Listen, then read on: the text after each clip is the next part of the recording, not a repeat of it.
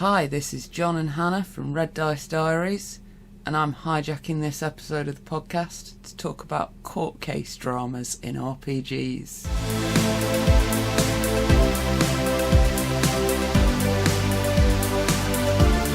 Last week, in my game, the players caught a villain who's been a recurring villain, and they've requested a court case. Alright. And I'm not quite sure how to handle this. Okay.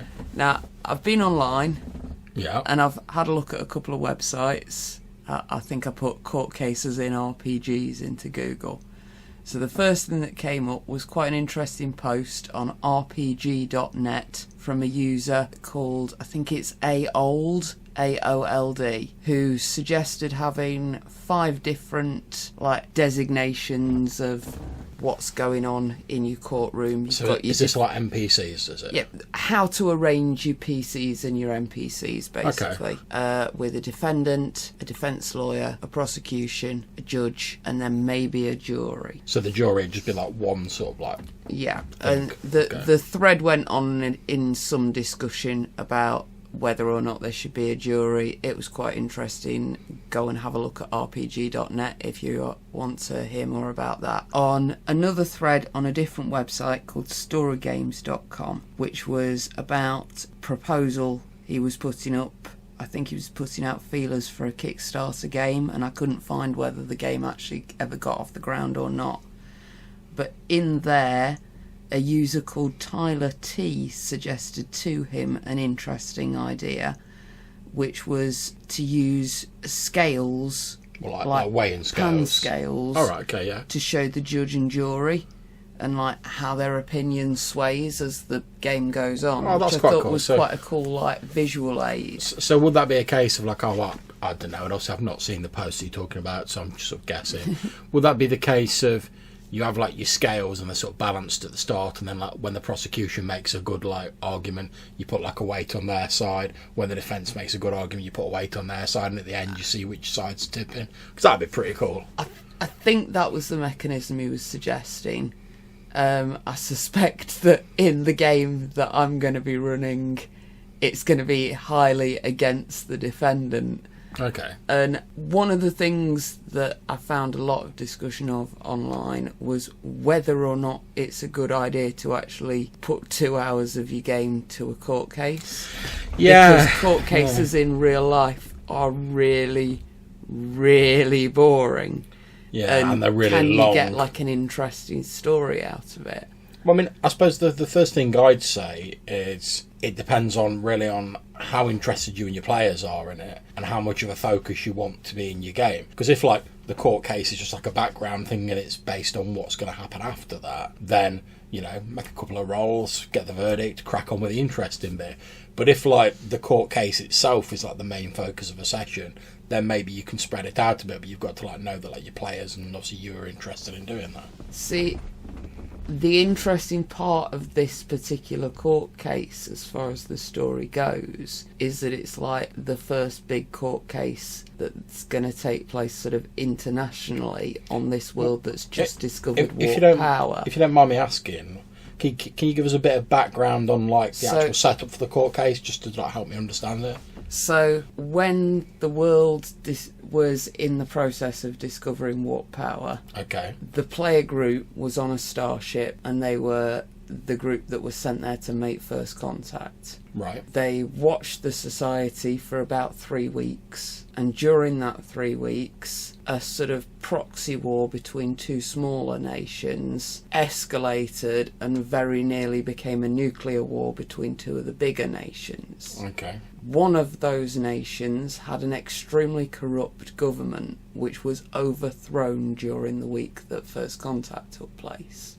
One of those government members, I think it's the treasurer, has been located and captured by the player group, who are now on a space station helping this like planet take its first steps into space effectively. Okay. They've previously set up some negotiations with like alien species and they're helping them build the space station. And now this guy's come along and he's made it to the space station, which is technically international territory. And there's like these 3 different nations that are all vying for power on the planet, but who are all also facing the fact that, yeah, they are very small fish in a very big pond, and if they don't work together, they're just going to get screwed over. Okay. So it's all about this villain and how they choose to deal with him effectively.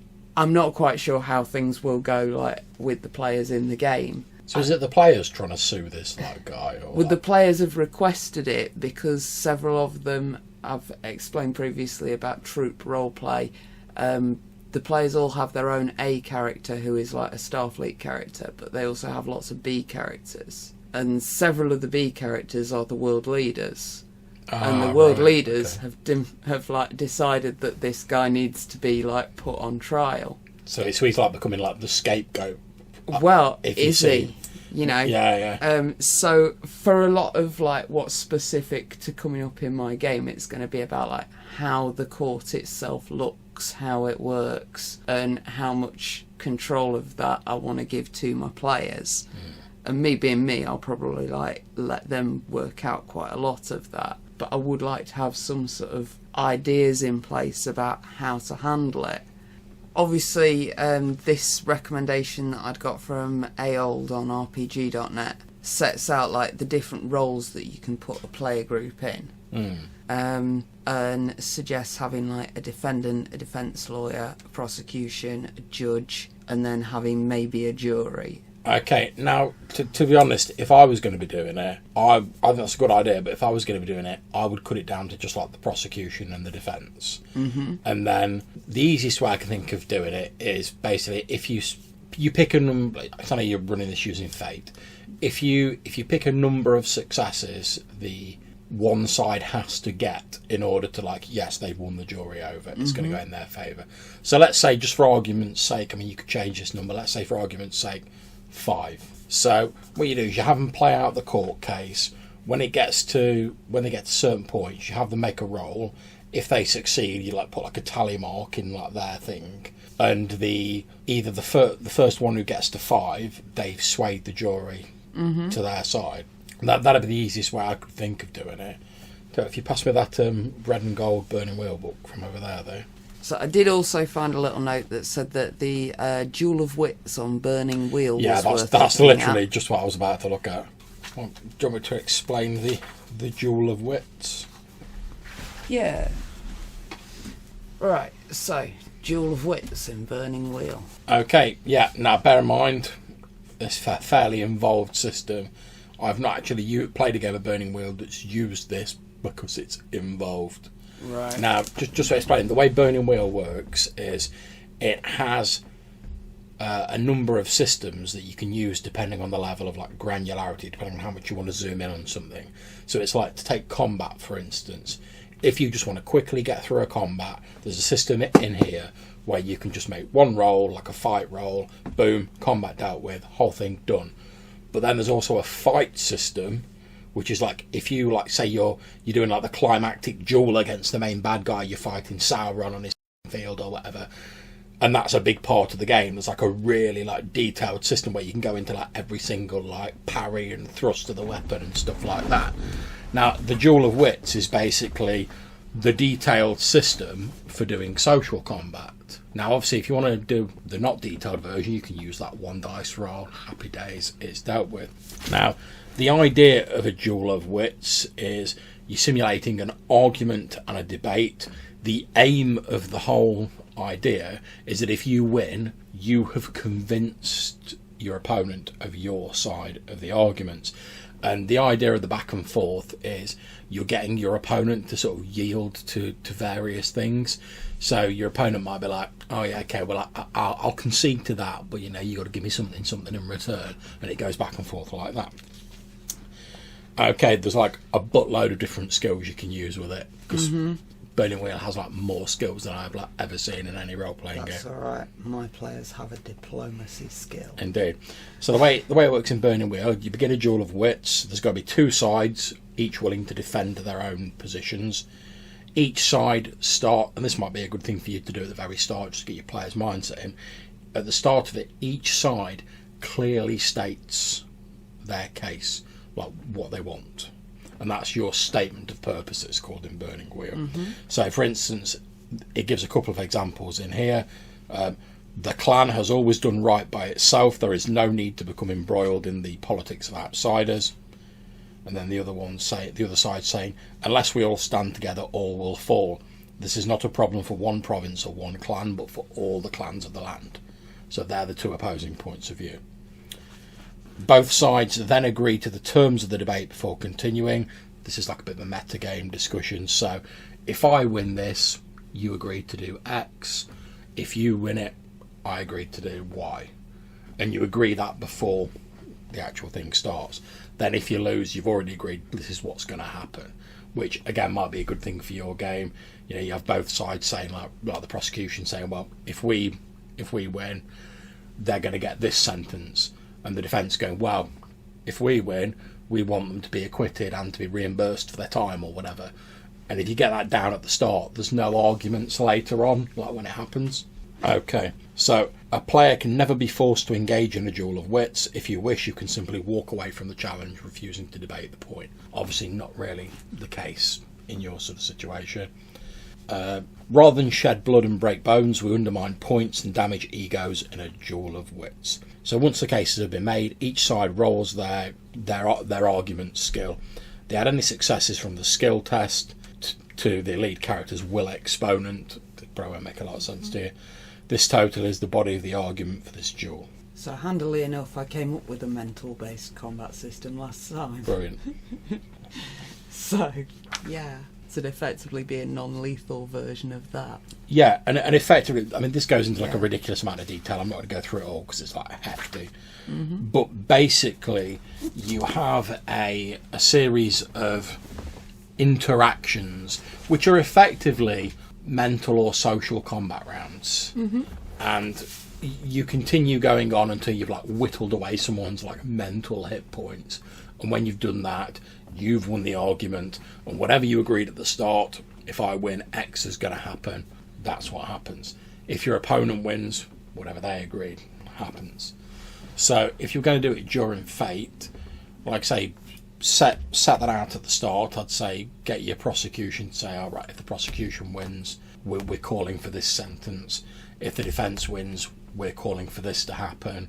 Then decide how many rounds of like combat you want to do. Play out the rounds using your social skills. Obviously people can use their aspects and whatnot to like add bonuses to it. Then when you get to the end of that number of rounds, make it like an odd number of rounds. Then when you get to the end, all you've got to do is go, who won the most rounds?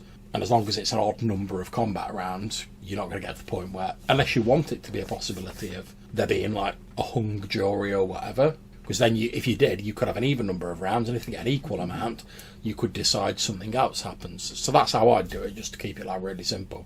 So, yeah, that's a way it could work. What about for other games? Because obviously, so far we've been pretty specific on what game we're looking at. Well, yeah, but I mean, obviously, would you consider running one in like your Middlelands game, for example? I would. That's a good question, and like I don't think it'll happen. Now, it's not because I won't consider it. Don't get me wrong. If my player characters were like, oh, well, we're like in a court case or whatever, but bear in mind that my Middlelands campaign is like a standard sort of like OSR, like D&D sort of styley game. I mean, I know we're using Castles and Crusades, but it's in the old D&D style, and like player characters in D&D don't tend to end up in court particularly. It's normally a case of like someone oftentimes they might get arrested and like thrown in a jail or whatever, but they normally break out, they kill the guards that come to arrest them and ride off with the town burning behind them or whatever.